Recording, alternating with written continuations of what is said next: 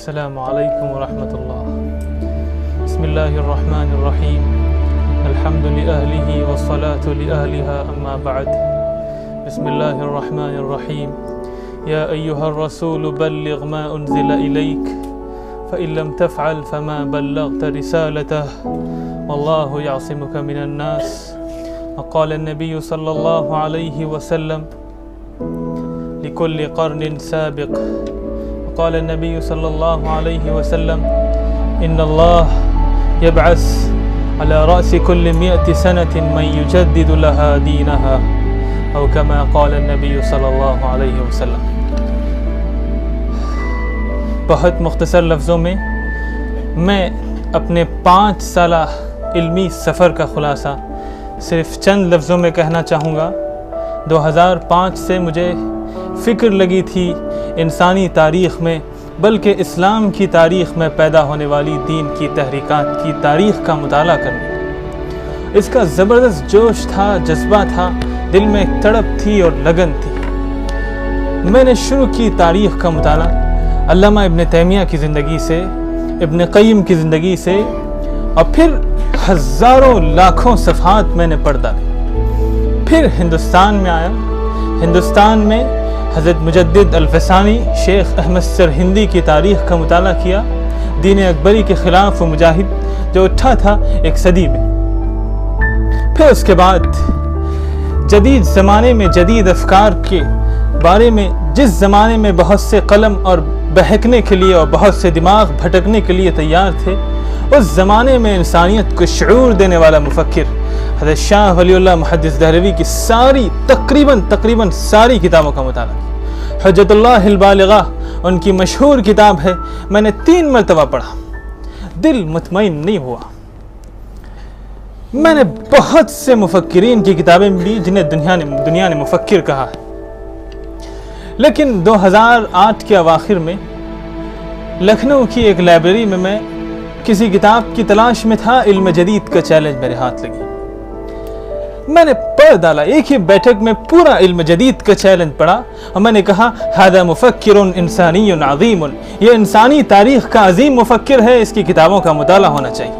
اور پھر میں نے تجدید دین اور مولانا کی ہزار کتابیں، مولانا کے ہزاروں صفحات پڑھ ڈالے کتابوں کے، مگر پھر دل کو ایسا سکون اس وقت محسوس ہوا۔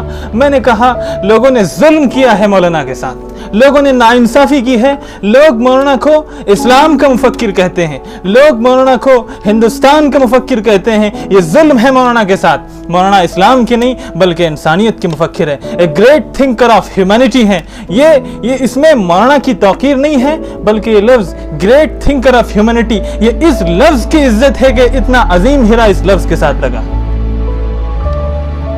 خیر، حضرت شاہ ولی اللہ محدث دہلوی کی کتاب کو جو علماء ہیں سمجھ سکتے ہیں کتنا اہل علم طبقے میں آخری زمانہ، خصوصاً ہندوستان میں جب سے انگریزوں کی آمد ہوئی ہے اور موجودہ آج کے دن تک کتنی اہمیت دی جاتی ہے علماء کے طبقے میں زمانے کے شعور کو، زمانے کے حالات کو، زمانے کی کیفیات کو اور زمانے کے مطابق اسلام کے تقاضوں اور اس کی مصلحتوں کو سمجھنے میں۔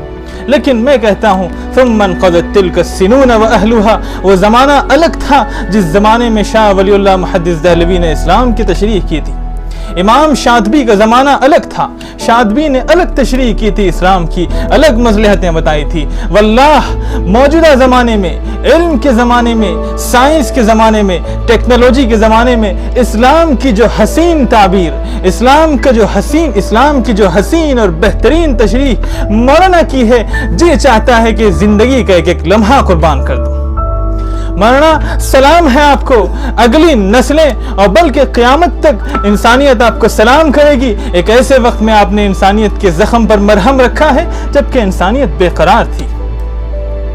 کہنے کو تو بہت کچھ ہے لیکن میں ایک بات یہاں کہتا ہوں کہ مولانا کا خاص مشن ہے دعوت، اور اس میں مولانا کی ایک خاص بات مجھے کئی داعیوں کی زندگی کا مطالعہ کرنے اور تاریخ کو پڑھنے کے بعد نظر آتی ہے، وہ مؤلفت قلوب یا تالیف قلب کا جو صفت ہے۔ اللہ اکبر، میں نے جتنا مولانا کے اندر پایا ہے اور جتنا مولانا کے اندر دیکھا ہے کہیں اور میں نے نہیں دیکھا۔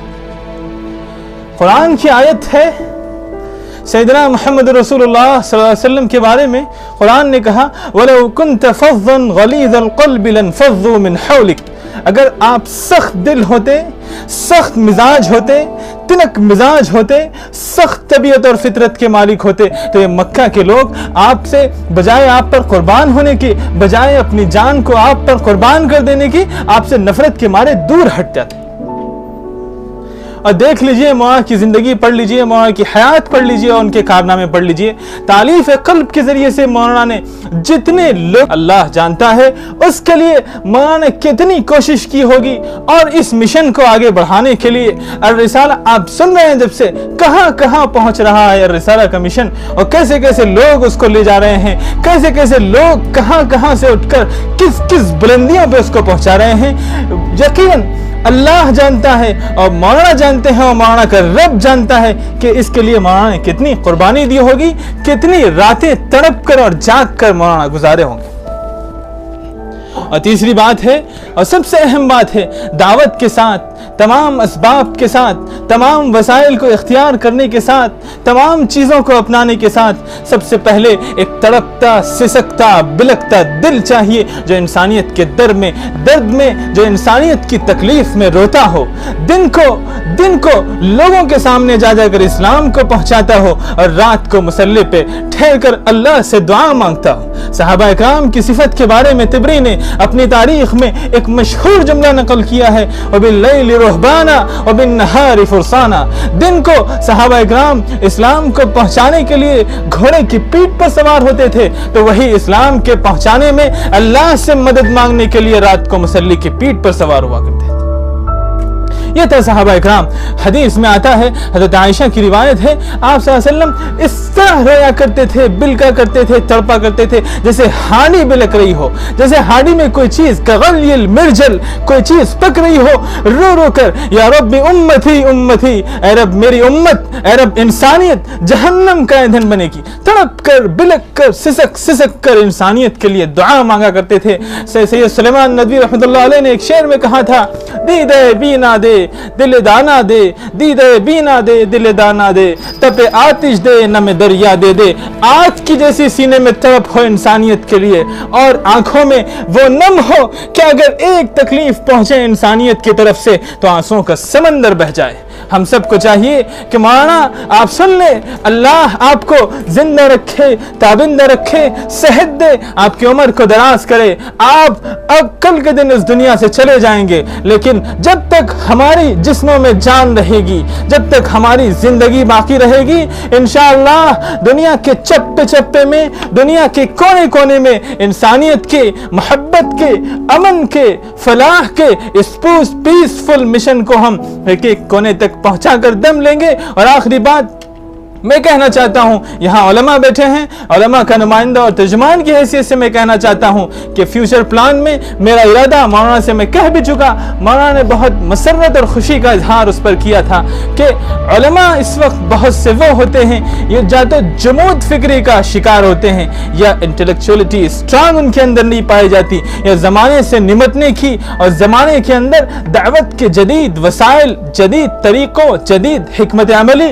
और मौलाना के अल्फाज में कुरान की हिकमत अमली को पहचान कर पहुंचाने की उन लोगों के अंदर सिफत नहीं पाई जाती। मैं एक छोटी सी मिसाल वक्त लेकर थोड़ा सा दूंगा रजत साहब, कि जॉन बेट साहब ने कहा था अभी कि न्यूयॉर्क में ये लॉस ह्यूस्टन के कोर्ट वेस्ट गार्ड ने सैयदना मोहम्मद रसूलुल्लाह का नक्शा बनाया था, कार्टून बनाया था, पूरी दुनिया में एहतजाज हुआ, उलमा उसके खिलाफ एहतजाज कर रहे हैं, मुसलमान अहले इल्म सब लोग उसके खिलाफ एहतजाज कर रहे हैं, वो काफिर है उसकी गर्दन उड़ाई जाए। लेकिन उस जमाने में मौलाना की तहरीर पढ़ी, राष्ट्रीय सहारा में एक मजमून मैंने पढ़ा था, जी कुर्बान होने को चाहा था मौलाना का उस वक्त।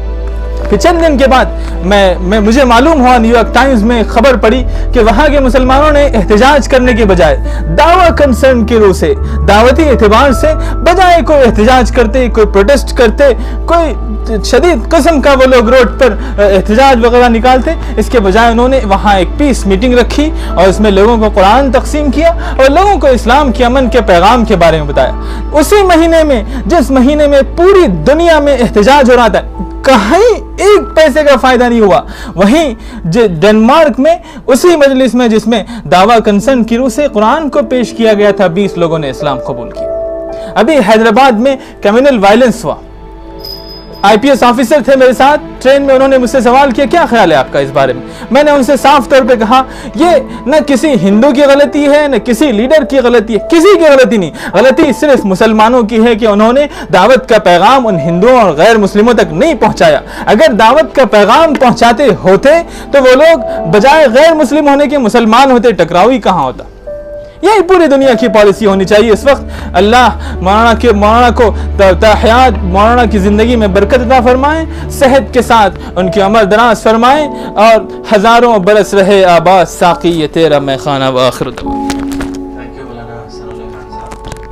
Our next dai is from Mumbai, Sayyid Javed sahab.